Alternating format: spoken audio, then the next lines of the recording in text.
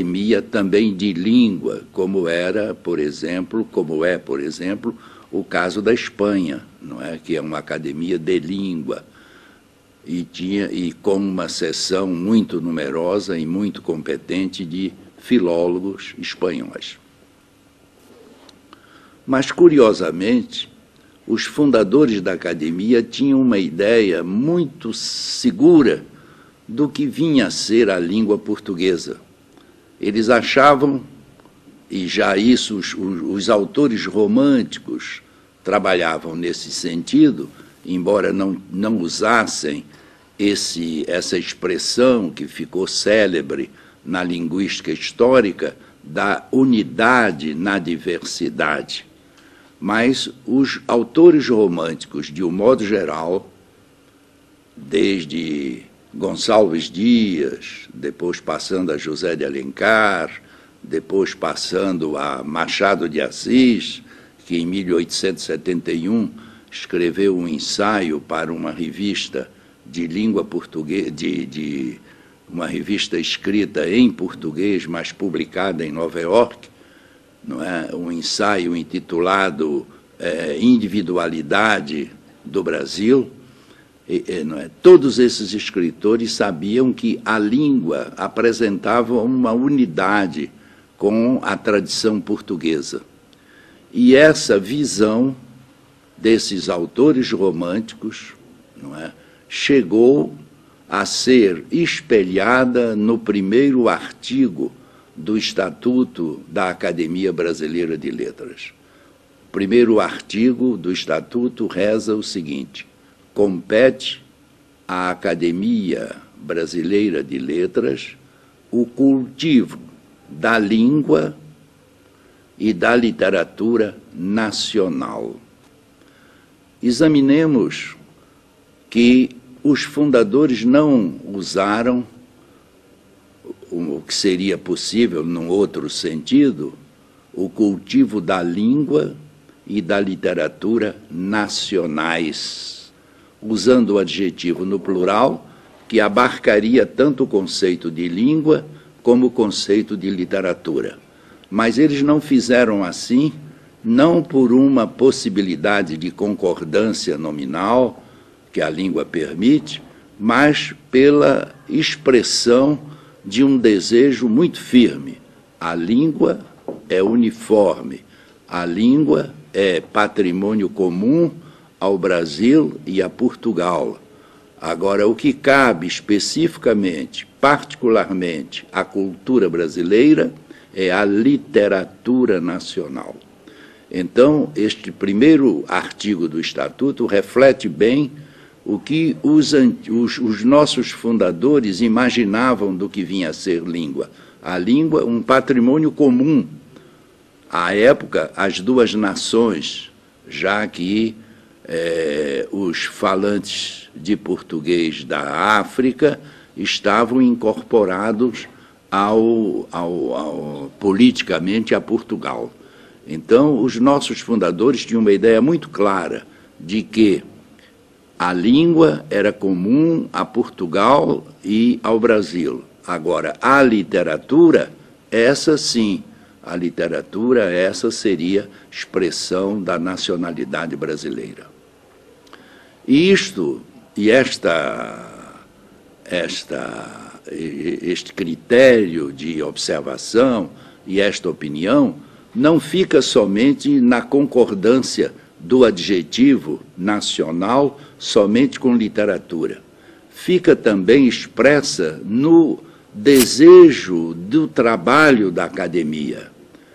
Sabendo que a língua era comum a Portugal e Brasil, os nossos fundadores imaginavam que o trabalho da confecção de um dicionário da língua seria um trabalho para portugueses, com a colaboração, naturalmente, dos brasileiros, mas que só cabia aos brasileiros um dicionário de brasileirismos, de modo que no regimento da academia, no primeiro regimento da academia, estava lá como atividade da academia a publicação de um dicionário de brasileirismos e de um dicionário de autores brasileiros, porque não havia ainda compendiados em forma de dicionário os diversos autores brasileiros, desde o início da literatura brasileira até a época da fundação da Academia Brasileira de Letras.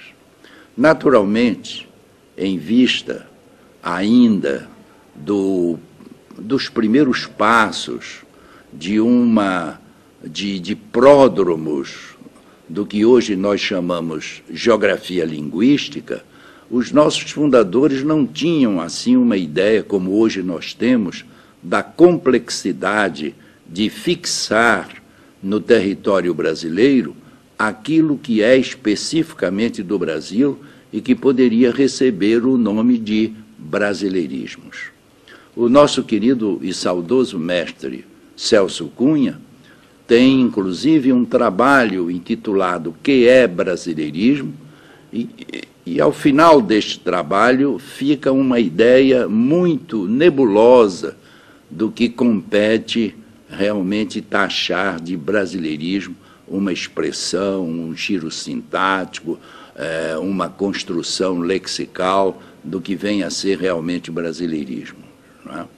De modo que a academia se empenhou, desde a sua fundação, no trabalho de se fazer um dicionário de brasileirismos. Mas, à medida que esses brasileirismos eram escolhidos e publicados na revista da academia, vinha logo a crítica de que aquele termo tido como brasileirismo corria também em Portugal, de modo que era difícil fixar o que vem a ser o conceito de brasileirismo se ainda nós não tínhamos, àquela época, como ainda não temos hoje, a confecção dos atlas linguísticos, apesar dos trabalhos recolhidos particularmente não somente por filólogos, mas também por pessoas, médicos, engenheiros, advogados, mais interessados em particularismos das suas regiões, e muitas dessas contribuições estão inseridas principalmente na Revista Lusitana. Nos seus 38 volumes da Revista Lusitana, nós temos um manancial extraordinário dessa investigação feita em relação a Portugal, não somente Portugal continental, mas Portugal também refletido nas suas ilhas, não é?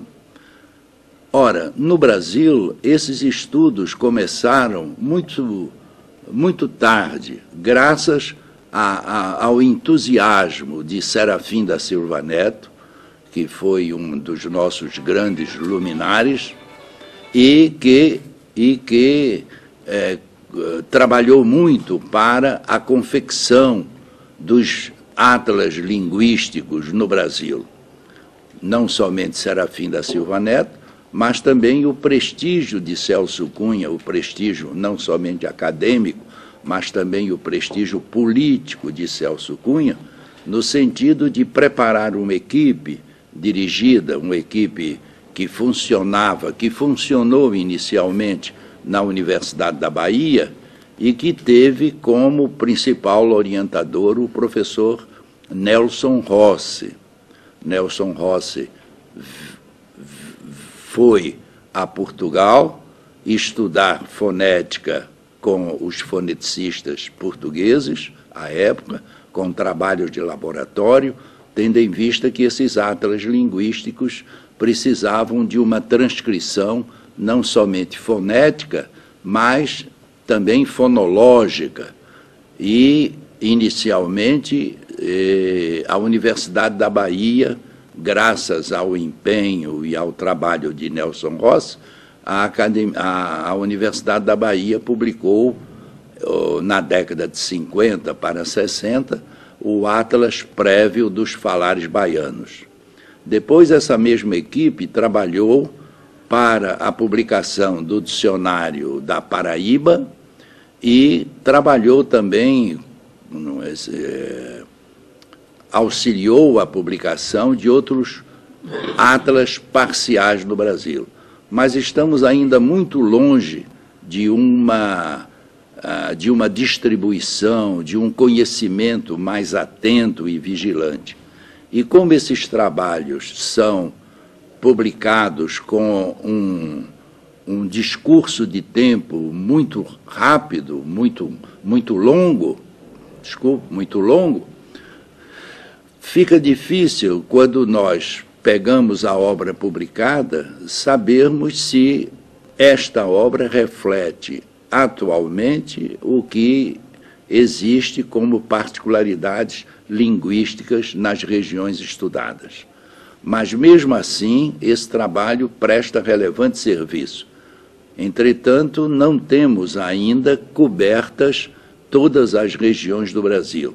Temos apenas, não é, esses atlas já referidos, e atlas parciais de Juiz de Fora, que é uma pequena região de um grande estado, que é Minas Gerais.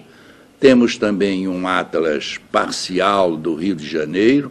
A própria filha do professor Celso Cunha tem um trabalho, um levantamento lexical de certos termos usados por pescadores na região do que nós chamamos lá região dos lagos, mas ainda falta muito para o trabalho de fazermos no Brasil, metodológica e cientificamente, um trabalho sobre brasileirismos, mesmo porque a contrapartida portuguesa também está hoje ainda não totalmente estudada, de modo que o trabalho, a confecção contrastiva, não se pode fazer. De modo que os nossos fundadores, não é, e as gerações subsequentes, nesses 110 anos de vida da academia, acabaram deixando de lado essa ideia da confecção de um dicionário de brasileirismos. Mas deixaram de lado, mas a ideia não está morta. Nós, quando eu entrei para a academia em 2001, uma das minhas preocupações foi justamente trazer para a academia esses problemas de língua, graças à receptividade junto aos colegas.